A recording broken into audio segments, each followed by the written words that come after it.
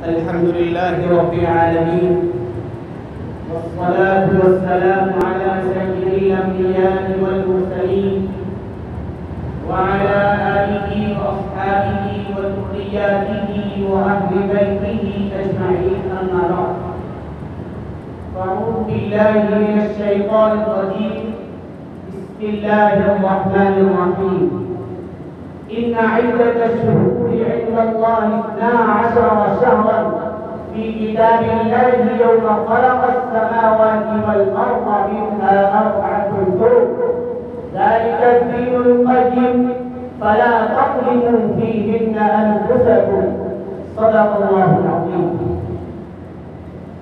محترم حضرات علماء کرام اور حاضرین مجلس، اللہ رب العزت والجلال کا بہت بڑا احسان، اس کا کرم، اس کا فضل یہ ہے کہ اللہ تبارک تعالیٰ نے ہم سب کو انسان بنایا.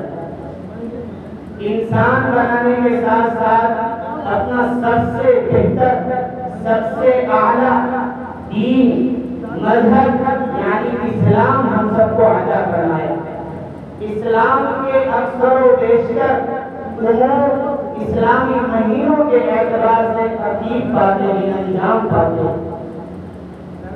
یہ جو مہینہ چل رہا ہے یہ اسلامی سال کے اعتبار سے پہلا مہینہ ہے، جسے ہم ماہ محرم الحرام کے نام سے جانتے ہیں.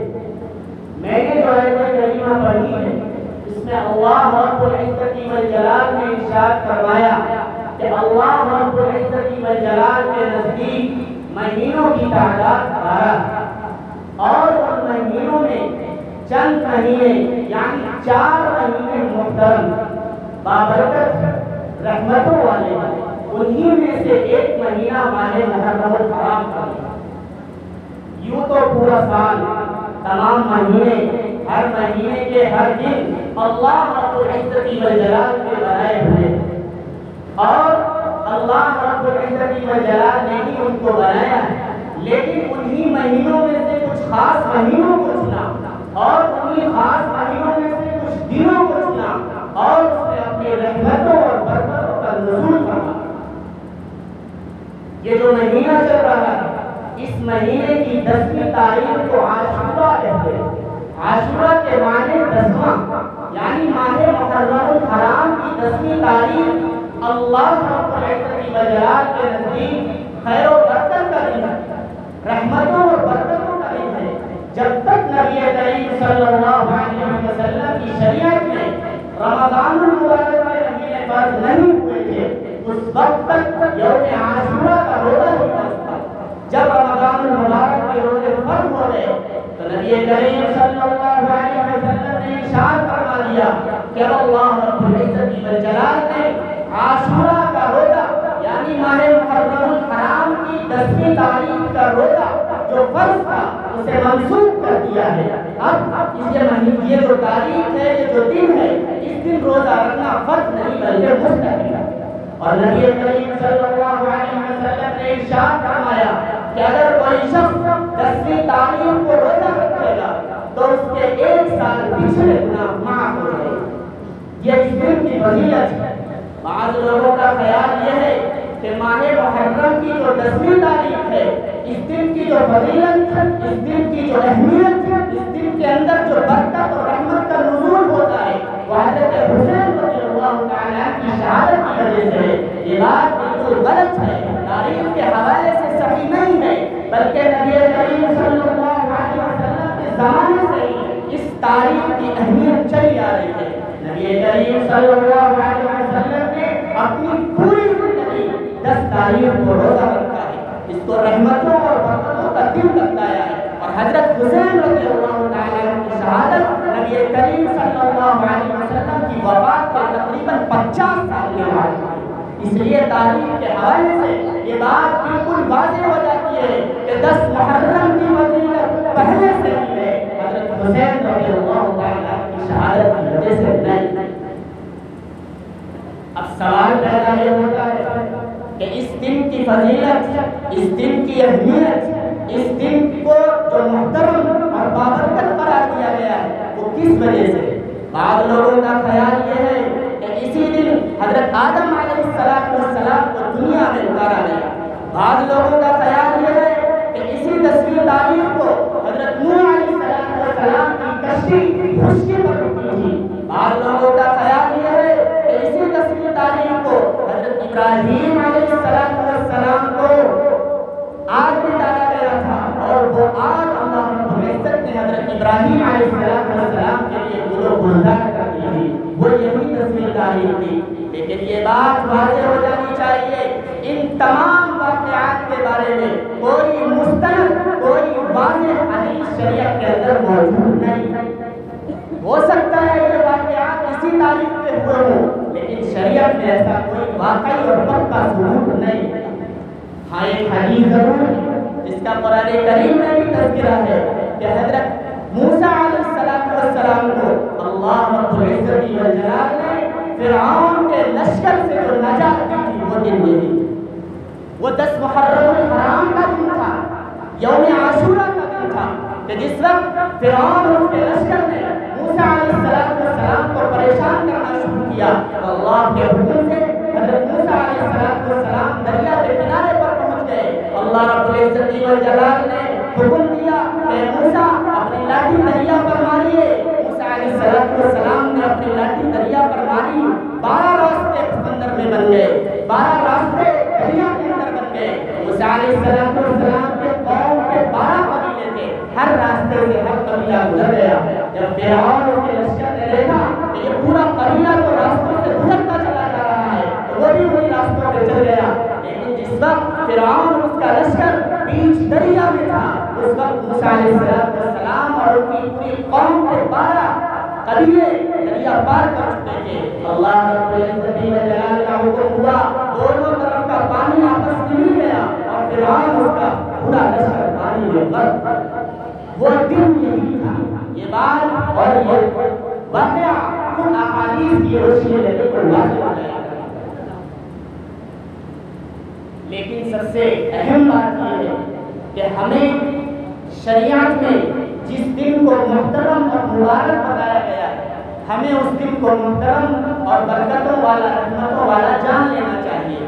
اس کی وجوہات کے چکر میں نہیں پڑنا چاہیے کہ یہ دن کیوں ہوا، اس دن کی فضیلت کیوں ہوئی، اس دن کو اللہ رب العزت نے کیوں منتخب کیا۔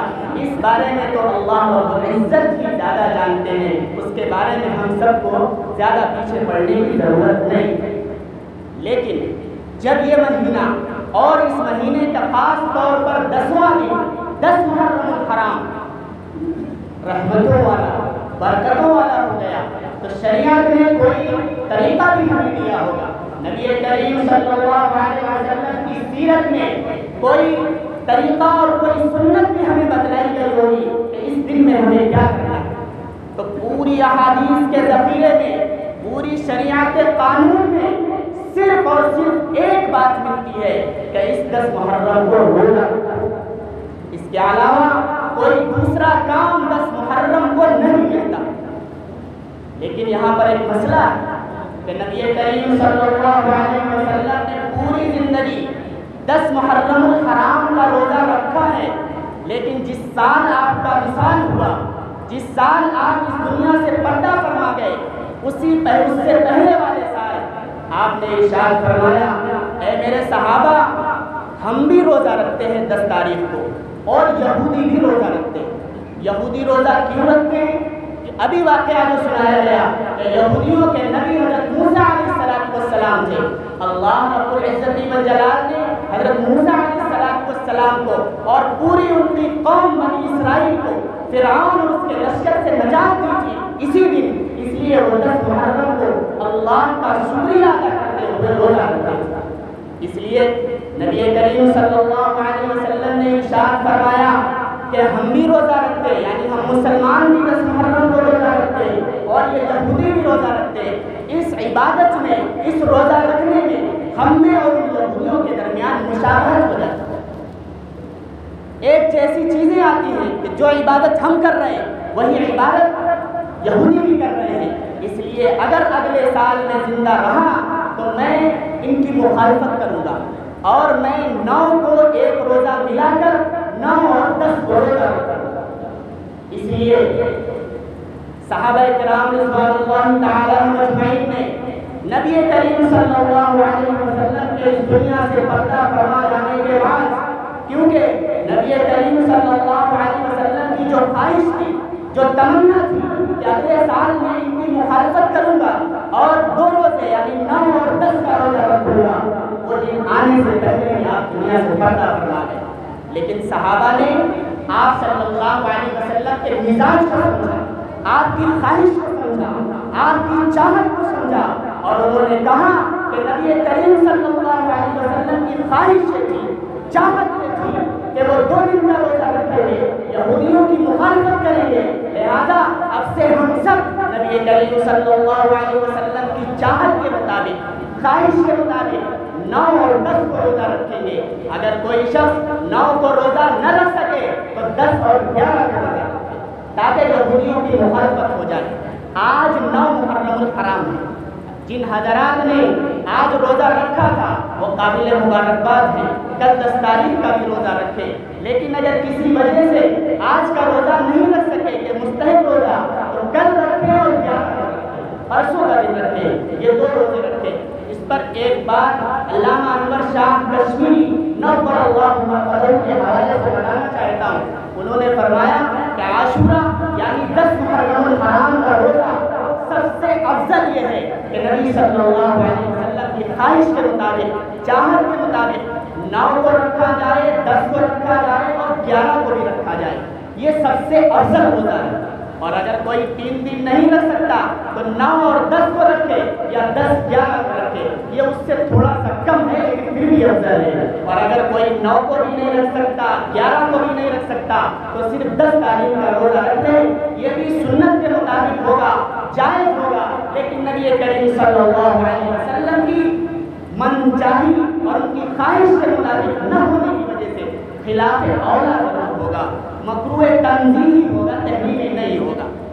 یہ روزے کی طرف سے وضاحت کرنے مناسب سمجھی، اس لیے وضاحت کر دی ہے۔ بہرحال نبی کریم صلی اللہ علیہ وسلم کی اس بات سے کہ ہمیں یہودیوں کی عبادت اور اپنی عبادت میں فرق کرنا ہے، ان کے ساتھ مشابہت نہیں اختیار کرنی ہے، اس جملے سے ہمیں بہترین سبق ملتا ہے۔ ہمیں کیا سبق ملتا ہے کہ نبی کریم صلی اللہ علیہ وسلم نے عبادت کے اندر غیر مسلموں کے ساتھ، گمراہ لوگوں کے ساتھ مشابہت کو پسند نہیں کیا، لیکن آج ہم اپنے گریبان میں جھانکیں، اپنی زندگیوں کا جائزہ لیں، اپنی سوسائٹی میں، کلچر میں، گھر میں، اپنے رہن سہن میں، چلن میں، ڈھال میں، اپنے اخلاق میں، اپنے کردار میں، اپنے زندگی کے ہر لمحے میں غور کریں کہ کیا آج ہم نے اپنی زندگی کے اندر، اپنی زندگی کے ہر لمحے کے اندر کیا غیروں کی تہذیب کو، غیروں کے تمدن کو، غیروں کے کیریکٹر کو داخل نہیں کر لیا؟ اگر داخل کر لیا ہے تو یقین مانیے نبی کریم صلی اللہ علیہ وسلم کی چاہت کے خلاف ہے، نبی کریم صلی اللہ علیہ وسلم کی خواہش کے خلاف ہے۔ ہمیں اس طرف توجہ دینی چاہیے۔ نبی کریم صلی اللہ علیہ وسلم نے ارشاد فرمایا، خالق المشرکین، اللہ کے ساتھ شرکت کرنے والوں کے، شریک ٹھہرانے والوں کے، اللہ کے ساتھ دوسرے معبود بنانے والوں کے ساتھ مخالفت کرو۔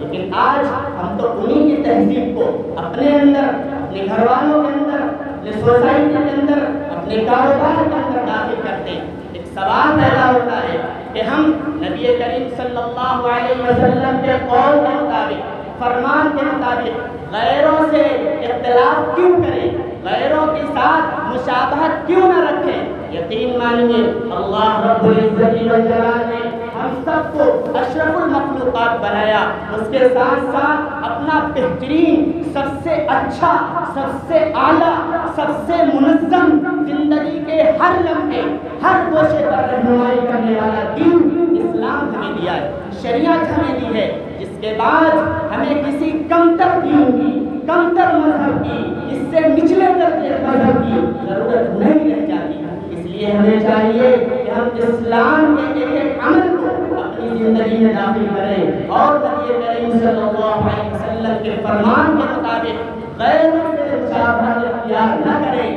لیکن افسوس کے ساتھ مجھے کہنے دیجیے جب غیرت کا تہوار آتا ہے تو ہمارے مسلمان بھائی، نوجوان بھائی انہیں کے ساتھ ماتھے پر ٹیکا لگاتے ہوئے نظر آتے ہیں، ہاتھوں میں کڑے پہنتے ہوئے نظر آتے ہیں، دھاگے پہنتے ہوئے نظر آتے ہیں، وہ اپنے جسموں کو بھلواتے ہیں۔ ہمارے نوجوان بھائی بھی اپنے جسموں کو بھلواتے ہوئے نظر آتے ہیں۔ یہ تمام اسلامی تعلیمات کے خلاف ہے، ہمیں اس کی طرف توجہ دینی چاہیے۔ نبی کریم صلی اللہ علیہ وسلم کے فرمان کے مطابق صرف اور صرف دو ہی کام ہیں اس مہینے کے اندر۔ ایک جو کام میں نے آپ کو بتلایا، روزہ رکھنا، اس روزے کے علاوہ دوسرا کام کوئی بھی نہیں۔ لیکن ایک ضعیف حدیث ہے، بہت کمزور حدیث ہے، لیکن نبی کریم صلی اللہ علیہ وسلم کا فرمان تو ہے، وہ یہ ہے کہ اگر کوئی شخص 10 محرم الحرام کو، عاشورہ کے دن کو اپنے گھر والوں کے لیے، اپنے لیے، اپنے اعزاء اقربا کے لیے روز مرہ جو کھانا کھاتے ہیں اس سے اچھا کھانا بنائے، اپنے کھانے میں وسعت لائے، تو اللہ رب العزت والجلال اس وسعت کی وجہ سے اس کی روزی میں برکت عطا فرمائیں گے۔ ایک یہی کام ہمیں ملتا ہے جو روزوں کے علاوہ دوسرا کام ہے کہ 10 محرم الحرام کو جہاں روزہ رکھے، وہی افطار کے وقت روزانہ کے مطابق تھوڑے سے اپنے کھانے میں وسعت پیدا کریں، اچھا کھانا جو ہم استعمال کرتے ہیں اسے استعمال کرنے۔ اللہ رب العزت والجلال کی ذات سے امید ہے کہ اللہ رب العزت والجلال اس حدیث پر عمل کرنے کی وجہ سے ہماری روزیوں میں برکت عطا فرمائے۔ میں نے جو آیت کریمہ پڑھی اس میں صاف صاف اس مہینے کو حرمت والا بتایا گیا۔ آپ کے سامنے میں نے یہ بھی واضح کر دیا کہ اس مہینے کے اندر، اس دن کے اندر صرف دو ہی کام ہو سکتے ہیں، ایک روزہ رکھنا اور ایک اپنے کھانے میں وسعت پیدا کرنا۔ ان دو کاموں کے علاوہ تیسرا کام کوئی بھی اس دن میں جائز نہیں ہے، ثابت نہیں۔ لیکن آپ لوگوں کے حوالے سے میں آپ کے گھر تک، اپنے گھروں تک، اپنی ماں اور بہنوں تک، اپنی بوڑھی عورتوں تک یہ پیغام پہنچا دینا چاہتا ہوں کہ بہت ساری چیزیں ایسی رائج ہو چکی ہیں جو اسلام میں، شریعت میں اور اللہ کے نبی صلی اللہ علیہ وسلم کے طریقے میں ہمیں نہیں ملتی، لیکن عاشورہ کے دن کی جاتی ہے۔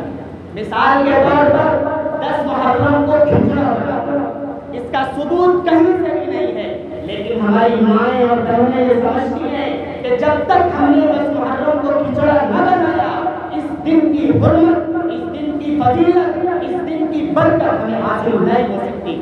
اس لیے ہمیں چاہیے کہ جہاں تک ہو سکے ہم اس کام کو روکنے کی کوشش کریں، اس رسم و رواج سے اپنے گھر والوں میں بیداری پیدا کریں کہ یہ ایک رسم ہے، شریعت کا کوئی قانون اور عمل نہیں۔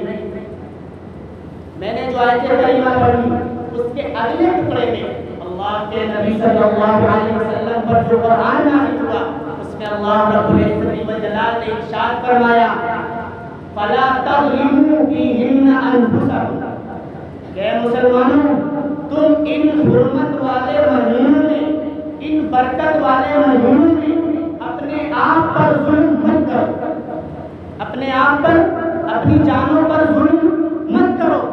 اللہ رب العزت والجلال عالم الغیب ہیں، آئندہ کیا ہوگا اس بارے میں جاننے والے ہیں۔ اللہ رب العزت والجلال نے آج سے 1450 سال پہلے ہی یہ ارشاد فرما دیا۔ انہیں معلوم تھا کہ اگلی آنے والی نسلوں میں، اگلی آنے والی پیڑھیوں میں اس دن کے اندر بہت سارے کام ایسے رائج ہوں گے جن کی وجہ سے لوگ کر کے، ان اعمال کو کر کے، ان کو اختیار کر کے اپنی جانوں پر ظلم کریں گے۔ مثال کے طور پر جہاں ہم دوسرے کام کر رہے ہیں وہیں ہم اس دن میں تعزیہ مناتے ہیں۔ تعزیہ کے معنی کیا ہے؟ آج کے جلسے کا عنوان ہے شہدائے اسلام، کہ اس کی نسبت سے چند منٹ آپ کے اور ہوگا کہ تعزیہ کے معنی ہے غم خواری کرنا، غم خواری کرنا، کسی کے غم میں شریک ہونا۔ ایک مسئلہ یاد رکھیے، شریعت میں کسی بھی غم میں کتنی بھی غمی ہو جائے 3 دن سے زیادہ کسی کو غم منانا جائز نہیں۔ صرف ایک بیوی ہے جسے شریعت نے 4 ماہ 10 دن غم منانے کی اجازت ہے۔ اس کے علاوہ کسی کو بھی 3 دن سے زیادہ غم منانے کی اجازت نہیں کی گئی۔ لیکن یہ تعزیہ لوگ کہتے ہیں ہم حضرت حسین رضی اللہ تعالیٰ عنہ کی شہادت کی وجہ سے غم مناتے ہیں۔ مجھے بتائیے جب شریعت نے 3 دن سے زیادہ غم منانا جائز قرار نہیں دیا ہے تو آج 1450 سال کے بعد غم منانا کیسے جائز ہو سکتا ہے؟ پھر دوسری بات، قرآن کریم کا دوسرے پارے کا دوسرا صفحہ خود کہتا ہے وَلَا تَقُولُوا لِمَنْ يُقْتَلُ فِي سَبِيلِ اللَّهِ أَمْوَاتٌ، اے مسلمانوں تم جو اللہ کی راہ میں شہید ہو گئے، جو اللہ کی راہ میں اپنی جانوں کو قربان کر چکے ہیں، انہیں مردہ خیال مت کرو، بل احیاء عند ربہم، وہ تو اپنے رب کے پاس زندہ ہیں، یرزقون، انہیں رزق دیا جاتا ہے۔ مجھے بتلائیے غم کس کا منایا جاتا ہے؟ غم منایا جاتا ہے جو مر جائے، جس کی جان نکل جائے، لیکن قرآن کہہ رہا ہے شہداء زندہ ہیں، انہیں رزق دیا جاتا ہے۔ پھر زندہ کے اوپر غم منانا، ماتم کرنا، تعزیہ کرنا کہاں سے جائز ہو جائے؟ اس لیے ہمیں ان شہداء کو زندہ سمجھنا چاہیے۔ لیکن مثال کے ایک بات اور عرض کر دوں کہ ٹھیک ہے آپ نے حضرت حسین رضی اللہ تعالیٰ عنہ کی شہادت کے دن غم منایا، آپ غمی منائیے، ہم کہتے ہیں ٹھیک ہے آپ نے غم منایا، لیکن جو دوسرے شہداء ہیں ان کی شہادت پر آپ نے غم کیوں نہیں منایا؟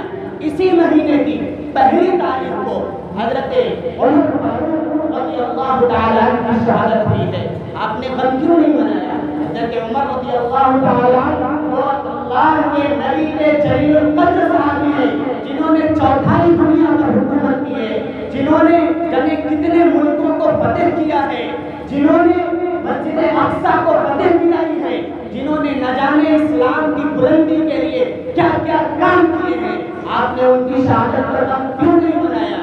یقیناً شہید سارے برابر ہیں، حضرت ابو بکر رضی اللہ تعالیٰ عنہ تو شہید ہوئے، آپ نے ان کی شہادت پر غم کیوں نہیں منایا؟ حضرت عثمان رضی اللہ تعالیٰ عنہ تو شہید ہوئے، آپ نے ان کی شہادت پر غم کیوں نہیں منایا؟